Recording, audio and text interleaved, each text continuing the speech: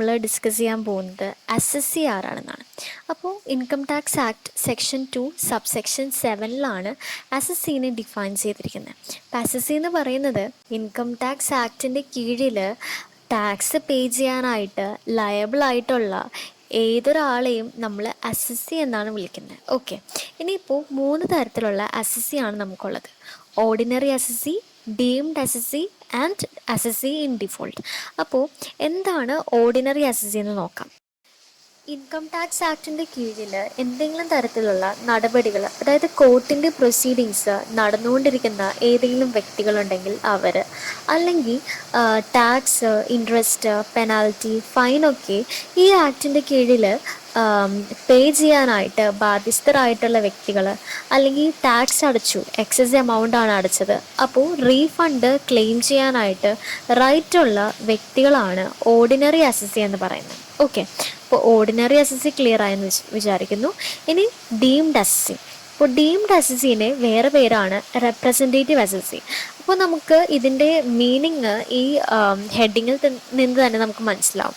Representative, അവർ ആരെയോ represent ചെയ്യുകയാണ് അല്ലേ. അപ്പോൾ വേറൊരാളുടെ ഇൻകത്തിൻ്റെ ടാക്സ് അടക്കാനായിട്ട് ഇവർ ബാധ്യസ്ഥരാണ്. ഈ ഡീംഡ് SSC ബാധ്യസ്ഥരാണ്. ഓക്കെ, അതായത് വേറൊരാൾക്ക് വേണ്ടിയിട്ട് ഇവർ ഇൻകം ടാക്സ് പേ ചെയ്യുന്നു. എക്സാമ്പിൾ പറഞ്ഞാൽ നിങ്ങൾക്ക് കുറച്ചുകൂടി ക്ലിയർ ആവും. അതായത് പേരൻസ് ആണ് is responsible to pay tax on behalf of a minor അല്ലേ. അപ്പോൾ ഡീംഡ് SSC എന്ന് പറയുന്നത് ദേ ആർ റെസ്പോൺസിബിൾ, അല്ലെങ്കിൽ they are liable to pay income tax on behalf of some other persons. ഇതാണ് ഡീംഡ് SSC. ഇനി നെക്സ്റ്റ് വൺ ആണ് SSC in default. എന്താണ് SSC in default എന്ന് നോക്കാം. അപ്പോൾ SSC ആരാണെന്ന് മനസ്സിലായില്ലേ. SSC എന്ന് പറഞ്ഞാൽ ഇൻകം ടാക്സ് ആക്ടിൻ്റെ കീഴിൽ ടാക്സ് പേ ചെയ്യേണ്ട ആളെയാണ് SSC എന്ന് വിളിക്കുന്നത്. അപ്പോൾ ഈ SSC സർട്ടൻ സ്റ്റേറ്റ്യൂട്ടറി ഡ്യൂട്ടീസ് കംപ്ലൈ ചെയ്യേണ്ടതായിട്ടുണ്ട്.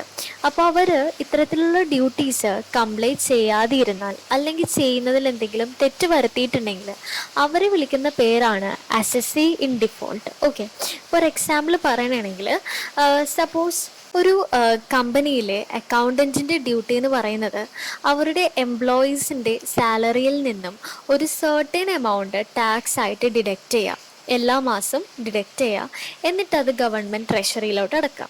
ഇപ്പോൾ ആ അക്കൗണ്ടൻറ്റ് എല്ലാ മാസവും എല്ലാ എംപ്ലോയീസിൻ്റെയും സാലറിയിൽ നിന്ന് ഒരു സർട്ടൻ എമൗണ്ട് ടാക്സ് ആയിട്ട് ഡിഡക്റ്റ് ചെയ്താൽ അയാളുടെ ഡ്യൂട്ടി കൃത്യമായിട്ട് ചെയ്യുന്നുണ്ട് അല്ലേ, അവിടെ ഒരു ഡിഫോൾട്ടും ഇല്ല. പക്ഷേ ഇപ്പോൾ അക്കൗണ്ടൻറ്റ് എംപ്ലോയീസിൻ്റെ സാലറിയിൽ നിന്നും ഈ ടാക്സ് ഡിഡക്റ്റ് ചെയ്യാതെ ഇരുന്നാൽ അവിടെ എന്താ സംഭവിക്കുക, അയാളുടെ ഡ്യൂട്ടിയിൽ തെറ്റ് വരുത്തുന്നു അല്ലേ, അയാളുടെ ഡ്യൂട്ടിയിൽ ഡിഫോൾട്ട് വരുത്തുന്നു. ടാക്സ് പേ ചെയ്യേണ്ടതുണ്ട്, പക്ഷെ അയാൾ ഗവൺമെൻറ്റിലോട്ട് ടാക്സ് പേ ചെയ്യുന്നില്ല.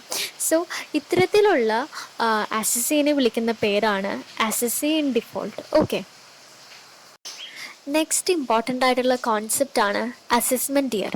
അസസ്മെൻറ്റ് ഇയർ നമ്മൾ ഡിനോട്ട് ചെയ്യുന്നത് ഷോർട്ടായിട്ട് AY എന്നാണ്. അപ്പോൾ ഇത് മെൻഷൻ ചെയ്തിരിക്കുന്നത് സെക്ഷൻ 2 സബ്സെക്ഷൻ 9ലാണ്.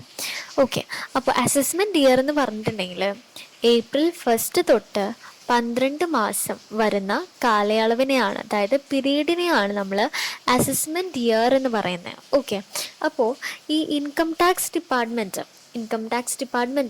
ഒരു വ്യക്തി പേ ചെയ്യേണ്ട ടാക്സ് അസസ് ചെയ്യുന്ന അല്ലെങ്കിൽ ഇവാലുവേറ്റ് ചെയ്യുന്ന വർഷം.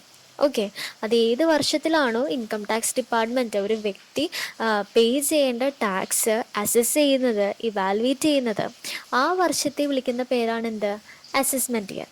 ഇപ്പോൾ ഒരു എക്സാമ്പിൾ പറയണമെങ്കിൽ നമുക്ക് 2020-21 എടുക്കാം. അപ്പോൾ അവിടെ ഒരു വ്യക്തി 2020-21 ഇൻകം ഏൺ ചെയ്തു. ഇനി ഇൻകം ടാക്സ് ഡിപ്പാർട്ട്മെൻറ്റ് ഒരു വ്യക്തിയോട് അവർ ഇൻകം ഏൺ ചെയ്തുകൊണ്ടിരിക്കുന്ന ആ വർഷം തന്നെ ടാക്സ് പേ ചെയ്യാനായിട്ട് ആവശ്യപ്പെടുന്നില്ല. പകരം ഒരു വ്യക്തി പേ ചെയ്യേണ്ട ടാക്സ് ഇവാലുവേറ്റ് ചെയ്യുന്നതും അസസ് ചെയ്യുന്നതും ആ പെർട്ടിക്കുലർ ഇയർ കഴിഞ്ഞതിന് ശേഷമാണ്. അതായത് അടുത്ത വർഷമായിരിക്കും അവർ കഴിഞ്ഞ വർഷം ഏൺ ചെയ്ത ഇൻകത്തിൻ്റെ ടാക്സ് പേ ചെയ്യേണ്ടത്. ഓക്കെ, ഇത് നിങ്ങൾ വളരെ ഇമ്പോർട്ടൻ്റ് ആയിട്ട് അറിഞ്ഞിരിക്കേണ്ട ഒരു കാര്യമാണ്.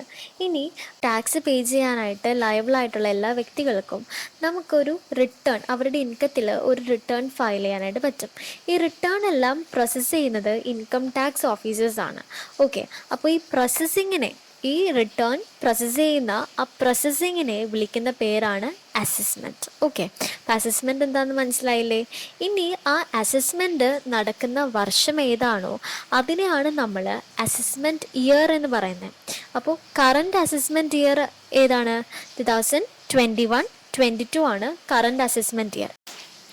പ്രീവിയസ് ഇയർ എന്ന് പറയുന്നത് ഈ അസസ്മെൻറ്റ് ഇയറിന് തൊട്ട് മുമ്പുള്ള സാമ്പത്തിക വർഷത്തിനെയാണ് നമ്മൾ പ്രീവിയസ് ഇയർ എന്ന് പറയുന്നത്.